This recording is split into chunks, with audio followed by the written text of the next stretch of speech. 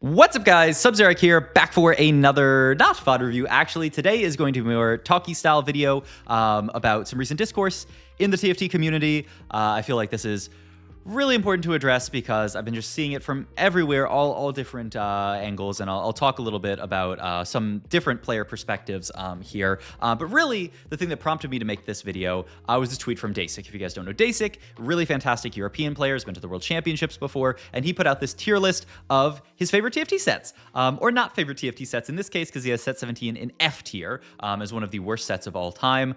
This prompted a lot of other people to come in and talk about their favorite sets. You can see 130,000 views here. A lot of people talking about this. Raptor weighed in here. Set 17 is in F tier, which I guess it's better than 11 and 15, so that's pretty cool. But you know, in F tier here. And he also has some stuff to say here. Queue time's longer. Player numbers are lower. These encounters this idea of, you know, like having two filler sets into one good set is not a great format right now. Emily Wang also weighing in, saying, playing this TFT set has been a struggle for me. I think there's major design balance issues. Haven't enjoyed playing any patch on any day. Probably won't be streaming much TFTs this set. So very, you know, seemingly burnt out, not having a good time with this set. Boxbox had this clip where he, you know, went on this huge rant about how last patch there were just no unconditional lines. You had to have one of these conditions to play any kind of line, and he was clearly not too happy. Soju went on a rant as well, but Soju always goes on a rant, so I'm not going to talk too much about that.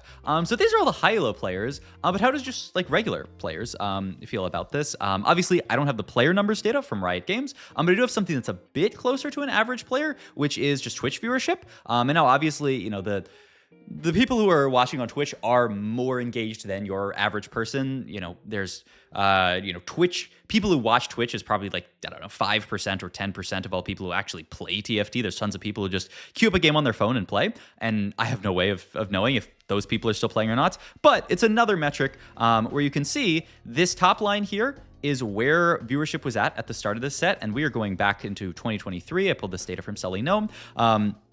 But you can see this this top line is where we started at the set. You know, every single TFT set spikes really, really high at the start when everybody is, you know, learning the set, is really interested in it, and then it, you know, slowly falls off until the next set, and then it spikes up again. And then this second line here is where we're at right now, and you can see the set release not super not much of a spike here, honestly. Spiked up here, but you know, was lower than basically any other set in recent memory here. Every single set you can see spikes up a little bit higher, even 15, which is a little concerning because, you know, 15 was not well loved. And you can see where we're at viewership right now in the set. We're under a month in. We're almost exactly 1 month from the release of the set. And you can see, I mean, once again, every TFT set, there's a big spike, and then it slowly levels off here. With some sets that are more popular, I think one of these big spikes is 10. You know, it takes longer to level off here. You can see with something like 16 here, you know, it spiked up really high and took a long time to level up, just like basically right at the end did it level off here. But you can see we're already at a point where most sets, you know, are basically at near their end of the set, either, you know, 2 months into the set or almost right at the end there. And we're already at that level of viewership right now, which is not great. So why are people feeling this way? Clearly there is this sentiment. Why are people feeling this way? Are those feelings justified? What can be done about them? I'm going to talk about all of that. And I do also have a nice little VOD for you guys to watch. Cool game from Wejin Iverson here that he just played in the finals. And I will do a VOD review of the person who won the Stargazer Cup finals, because I mean, this was absolutely a super hype tournament, which the fact that this discourse even exists makes me feel bad, because you know, I would love to just be talking about you know, the Stargazer Cup, how hyped this tournament was, all this kind of stuff, new comps, all this kind of stuff. But I feel like I must talk about this kind of stuff because it's a big topic in the community. I want to hear what you guys think about all this kind of stuff, what you guys think about this set in general. So yeah, okay. So what are the reasons why sentiment is so low about this set? We basically, it seems quite obvious that sentiment is low. Why is it so low? I think there are a few reasons. The first is that this set follows set 16. Set 16 is just a very hard set to follow. It was, by many people's consensus, the best set or one of the best sets of all time. So in general, it is going to be hard to follow that. You know, when you go from the highs of set 16, especially at the end of set 16, which people have talked about this idea a lot as well, where people will compare the end of set 16 to the start of set 17. The start of a set will always be bad. The start of set 16 was bad balance-wise, right? Every game was decided by who could get to Baron Nashor and play Void type stuff, or who could get to T-Hex. That was not a well-balanced set early. I think arguably, or perhaps unarguably, the balance was worse during the beginning of set 16, the first, say, month of set 16, than it was the first month of this set, because of, the dominance of stuff like Void and stuff like T-Hex. So, clearly, this set is not that much worse balanced than the beginning of set 16. If you just compare first month of set 16, first month of set 17, it's not better balance. However, the end of set 17, or set 16, was amazing balance-wise. There were all of these different lines you could play, all of these different new paths that unlocks, and all the unlock changes, basically the set 16.5 change that they created, where they made unlock super, super easy to do. All of that made the set super, super flexible. All these different really, really cool lines. It made it, in many people's opinions, the best set, or one of the best sets of all time. And so, of course, when you go from that end of 16 into beginning of 17, balance is a little bit crazy. We're having B patches. We're having, stuff like Horizon Focus Lulu that can just win a lobby, Mr. 100, just completely broken type stuff. People are going to be upset. I think that is... it's understandable, but obviously there's nothing Riot can do about that. And there is just going to be some level of people yapping at the start of every set because of that effect. I think that's part of it, but a small part of it, because that's something that occurs every single set, right? Now, obviously, following a really, really good set, it's going to be a little bit more pronounced. But, I think the reaction to this set has been more extreme than, going from set 13 to 14, going from set 10 to 11. These were all open set into the set after the open set. So that's one thing that's out of Riot's control that I think is honestly not a big deal. Nothing to be done there. And it's just, it's sentiment. It happens. What is in Riot's control, and what I do think there definitely needs to be some room for improvement. First is the set mechanic in general. I will just say I love TFT. I love this set. I love every single set of TFT. And so, if you're looking for someone to come here and just yap and say the game's horrible, I'm not that person, but you guys probably already know that because I've done videos like this in the past. I will say the set mechanic feels a bit weird to me. It feels a bit rushed, honestly, in my head. And you can kind of see that in practice with the fact that the set started, we had no encounters. It seems it was framed different ways from Riot, and I would be really interested to hear kind of inner workings of Riot Games if they were intending on bringing encounters back, because now that encounters are back, they kind of framed it as, well, we had the first set, everyone got used to, or the first patch, everyone got used to how gods worked, and now we're bringing encounters back. But it did seem like they were thinking that this set mechanic could replace encounters, but from a lot of people's perspective, the set felt a little empty, and that's because the set mechanic is pretty low impact and not very transformational. It is a set mechanic where you basically just get some extra augments throughout the game, some extra mini augments, and there's not that much depth there. There are only 9 gods in this set mechanic, and so it's very easy to play 50 games of TFT, which, to be fair, the most casual players, play under 50 games. Maybe somebody plays, 20 games or 30 games in a set, and that's a casual player, and that's great for them. But the people who are just even semi competitive to obviously very competitive players, the people who are the 100+ games a set players, the small percentage of the player base, but that is also a huge percentage of games played, right? The people who are playing hundreds of games of the set are the people who are keeping the set alive. They're consistently playing and consistently queuing it up and keeping the servers running and buying the cosmetics and all that kind of stuff. So all that to say, for those players, the set mechanic is, it's solved in very, very quickly. I feel like there's some interesting stuff there. Okay, how does your treasure dragon, the god boon that you're going to get, affect your earlier game choices? How does knowing, kind of mapping out what the different gods are, affect your choices? So there's something there, but it's pretty small. It's a very light touch, and I think that kind of, very, very light touch with not that much depth. I mean, it's kind of funny. You compare this to power-ups, which is obviously not a very loved set mechanic. But, power-ups was a set mechanic that did actually have a lot of depth. You had to learn all these different power-ups and all these different units, and it was something that was still being optimized way, way, way, way, way, way deep into the set, which... To be fair, set 15 was hated. So, is that a good thing or a bad thing? But I will say, for the super dedicated players, that always gave you something to kind of like say, okay, I am really excited to like try these new power-ups that they released, or do this new tech that like came out. It's a power-up that's been out the entire set, but people learned something new because there were so many different power-ups. So that part of the set mechanic feels lacking. In general, I do just feel, though, when I said rushed, I do feel it feels quite rushed just because there's a lot of things that I feel like it seems like we're just not super, super thought out about this set mechanic.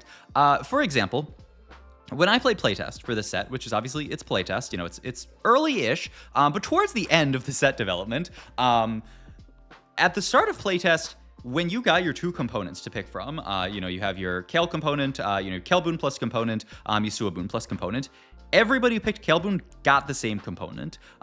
If it was bow, then everybody would get bow. That was my first piece of feedback for the set, is that feels really weird. If there's a really strong boon early game and 7 people take it, that means there's 7 bows in the lobby. That felt very, very strange. And they fixed that very, very quickly in playtest. And so once it went to PBE, the item that you got off of the boon was just the same as an item you get from minions. It was based on your item bag. But it's strange to me that that's something that had to even go to our playtest to solve, because once again, that's pretty far in the development cycle. Similarly, this idea where, once again, I played playtest. I said this as well during playtest, and a lot of other people said this during playtest. It feels bad to have an item connected to a god boon, because you can say, I need a bow. I need to get a bow, but the bow is attached to a god boon. That's completely useless for me. So what do I do in this spot? It's a feels bad moment for TFT, and a lot of people brought this up. And Mordog has actually said that he was one of the biggest proponents of this. He said it should be a choice. You should have this choice between taking a good god boon or a good god boon with a bad item, or a bad god boon with a good item. That is what we want to encourage. However, you've already seen, or if you haven't seen, I'll just talk about this. In 17.3, the next patch, they're changing this. God boon is now completely separate from item, and the item is attached to the unit that you get from the carousel. So clearly, this was a pain point from players, and this is something where I'm not a genius, I'm not a game dev, but this is something that literally, 2 games on playtest, I said, wow, this feels really, really bad. So I'm surprised again that that's something that, took until, say, a month into the set at this point, to fix, when I think it seems to me that was quite obvious. A few other things that, seem quite obvious, that it's strange to me that they made it to live, are the tanks situation. There's no 5-cost tank in the game. There are 2 5-cost tanky units. There's a 5-cost Vanguard and a 5-cost Bastion in Blitzcrank and in Shen, but neither of these units are actually tanks. They're both fighters. Blitzcrank is a full damage dealing unit. Shen actually has a shield, but he's a fighter, so it makes tanking him quite awkward. So there are no 5-cost tanks. This makes Fast 9 very weird. It also makes just the tank situation weird in general when we live in a world with no unlocks. So we, cannot, unlock some extra tank to play around. We have to, play around the tanks that we get, which makes lobbies where these tanks are contested very, very weird to play around. And so they're fixing that next patch as well. They are changing Morgana, a 5-cost, to a 4-cost, and making her a tank. One of the only times, I think there's only one other time in TFT history, and I didn't even play, it was like set, 2? TFT Boomers in the comments. Tell me what set this was, where they changed like a 1-cost to a 2-cost, or vice versa, or something like that. But this is one of the only times in TFT history that they've ever had to do this. But once again, it seems like something that's pretty obvious. It seems like a conscious decision they made. There are no 5-cost tanks. This is maybe the only time this has ever been the case, where there are no 5-cost tanks. Every set, that I can remember, there's been at least one 5-cost tank, and they've been very much welcomed. And so, what was the thinking there? And clearly, it had to be, reverted with this change. So all of these are examples of little things that, to me, just feel a little bit rushed, and I guess I get it, that, obviously the big banner sets, set 13, set 16, the sets that the Open's going to play it on, they have all of this budget associated with them, so they can go do crazy stuff, like create Bilgewater, a whole trait with a shop in it and all this UI and all this beautiful stuff. That's amazing, and that's great, and that's wonderful. However, I still, even without all of that budget, all of that crazy stuff, I can't imagine that they can't, that Riot, as good a company they are at creating games, and maybe people will say lol, but I do think TFT is a fantastic game, League of Legends is a fantastic game, Valorant's a fantastic game. They're really good at making games in general, and if you disagree with that, I don't know, you're just a curmudgeon. You just like to disagree with stuff. I can't understand why exactly some of these more obvious things were not seen earlier in the development process. So that's one piece of it. Whatever process they have for kind of like, it's not even QAing, but it's just kind of like for set design, I do feel like, they just need to catch some of these errors. These are essentially errors in game design. They're things that they have done that, have made the set not as fun to play out as it could be, should be. These things need to be caught earlier. And I don't know Riot's internal processes, but they need a better process for catching those things. So that's one piece of it. It's just these weird little flubs. I will not give Riot any demerits on stuff like bugs or stuff like early set balance. Once again, it's early set. This stuff is going to happen.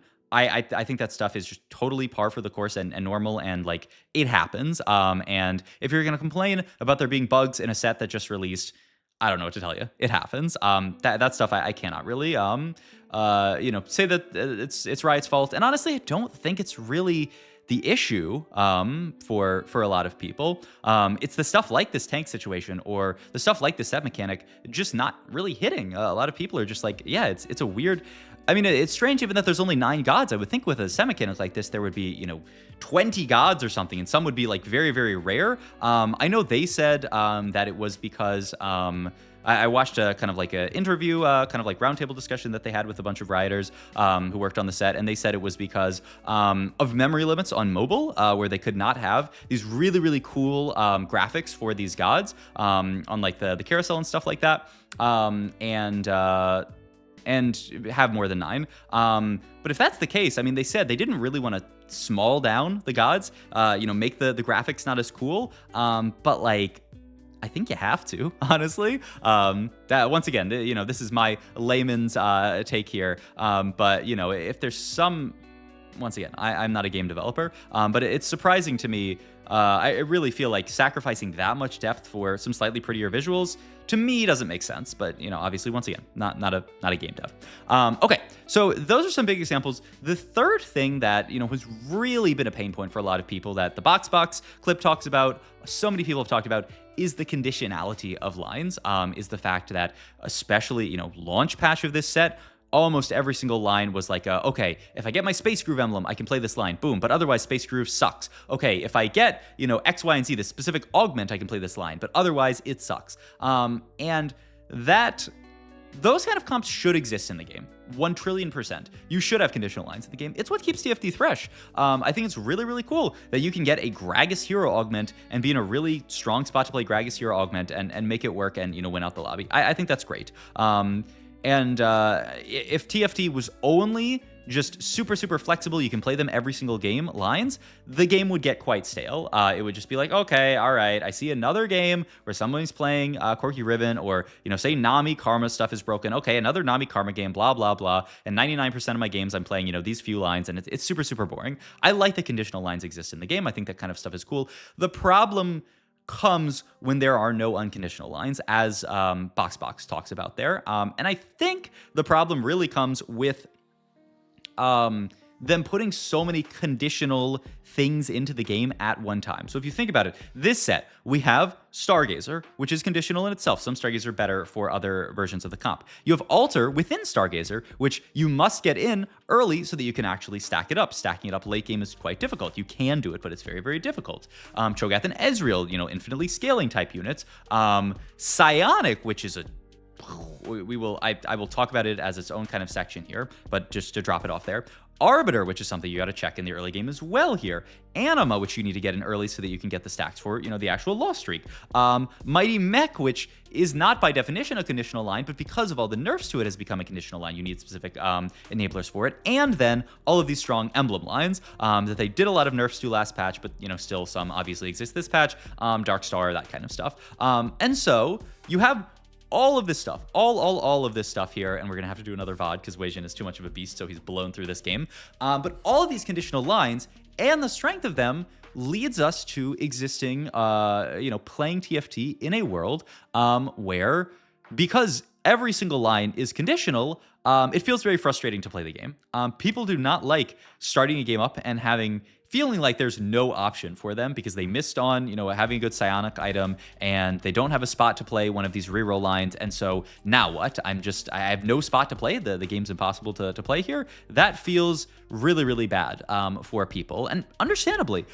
So I really think the solution to it is not having that many conditional lines in the game, or if you are going to do that, once again, if there are going to be that many conditional lines, you got to be really careful with the unconditional lines and make sure you don't do something like this patch where stuff like Karma Nami was a really cool line. It got nerfed too hard. Now the line is essentially unplayable, which means AP Flex is unplayable, which means a huge path of unconditional lines is cut off from us, which means now we're just stuck in this world where only AD has unconditional lines. And one of them is Psionic, which, like I said, I think Psionic design, and we've had this in the past with stuff like Exotech as well, these trait designs where everybody gets a different item and you have these items that are sometimes overtuned, it either needs to be retired as an idea altogether, or it just needs a razor thin line of balance, where you just have to make the items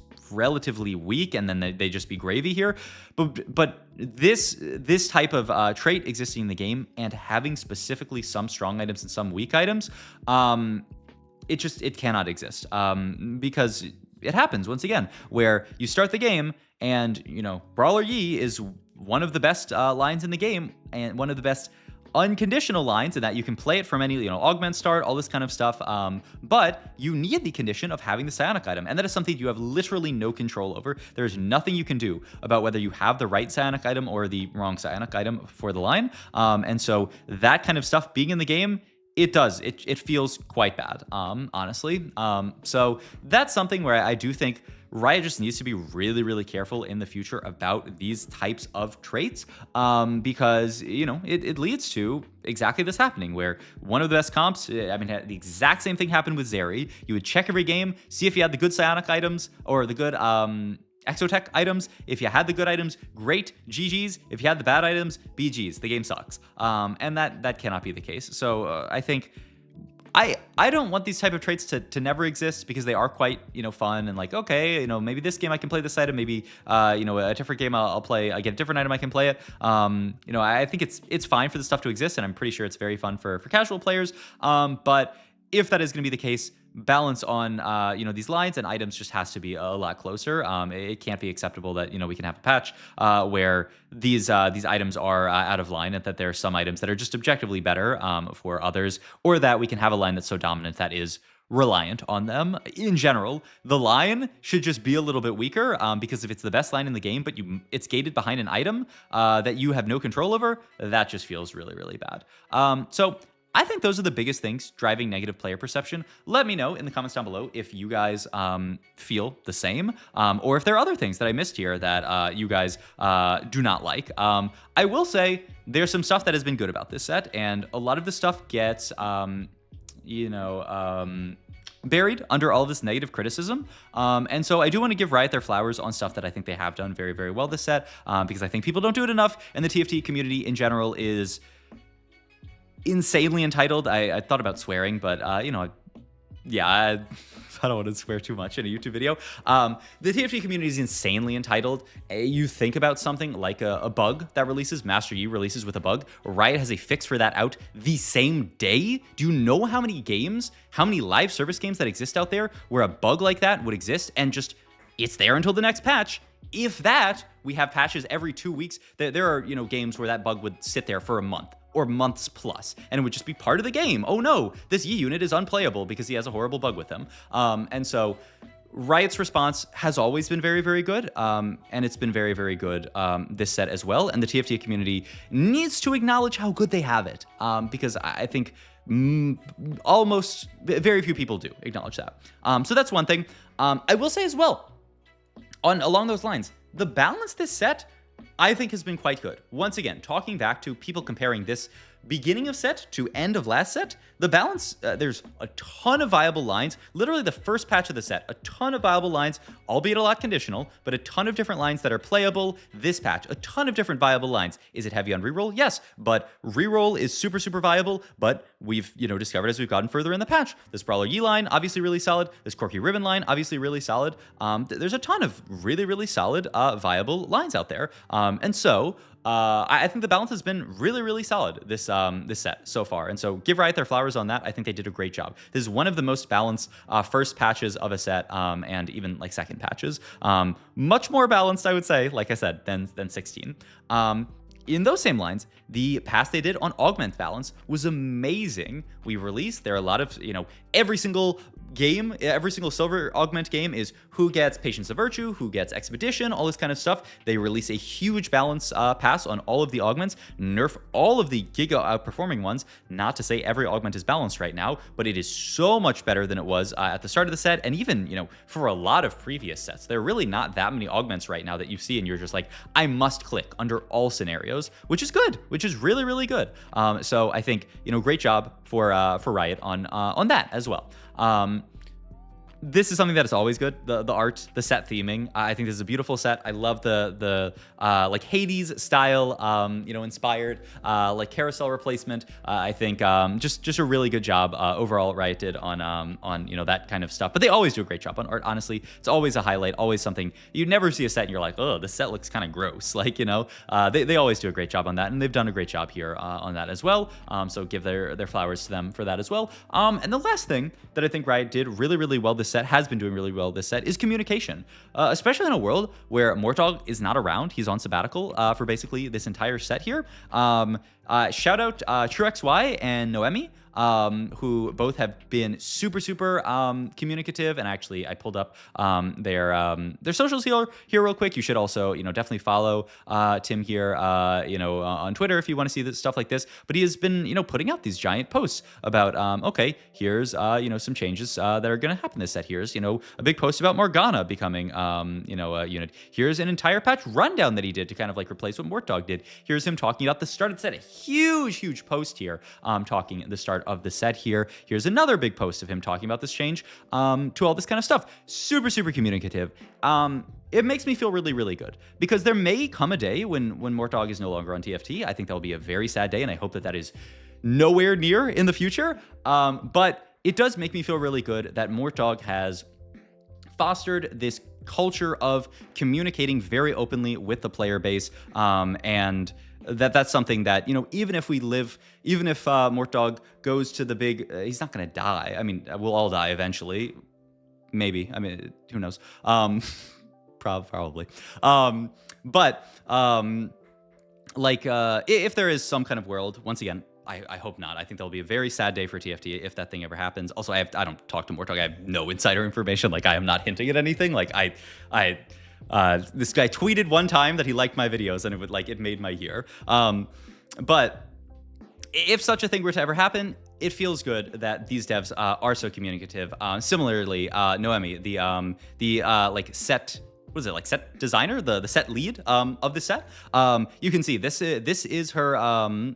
This is her Reddit profile, and you can see so many comments over the past weeks, multiple weeks, just talking about what's going on in the set. Like, this level of communication. She's the person who did an insane amount of work on the set, and she's literally just replying to random Reddit posts. Her posts have 5 upvotes. It's just a very small just random response to a comment that probably most other devs and most other games would not even see, and she's just replying to everybody. So shout out to her. Absolutely, being super communicative as well. That stuff makes me feel really good about Riot Games in general and the future of TFT. That's where I'm going to end it, on a positive note, because at the end of the day, I'm a positive person. I love TFT. I'm having a blast with this set, honestly. It really makes me feel bad because I'm having fun with this set, and I really just wish other people were having fun, but I get it. I get why people are not having fun with the set, and I think it'd be silly to ignore this kind of stuff. But I will say, as always, I'm having a great time with it. Riot Games keep putting out awesome stuff, keep making the set better with changes like this, these 17.3 changes. I think will do a lot of great work. I hope we end up in this world where it's similar to set 16, where by the end of the set, we've forgotten that T-Hex was broken and that Baron was broken because they've made all these great changes, and by the end of the set, people are like, we absolutely love this set. If that's not the case, that's life, but I hope we get to that world. So, as always, hope you guys enjoyed this video. Like the video if you enjoyed it. Once again, it's free, helps out the channel. Super nice thing that you can do.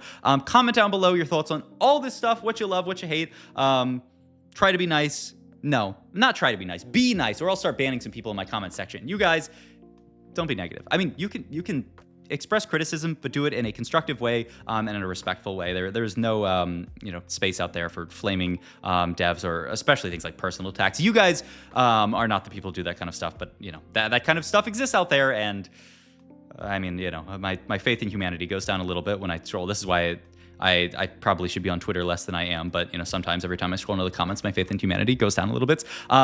Subscribe to the channel if you enjoyed this video. And yeah, check out my Twitch and my Metafy down below, and I will see you guys in the next video. This was a way too long video. All right, bye-bye.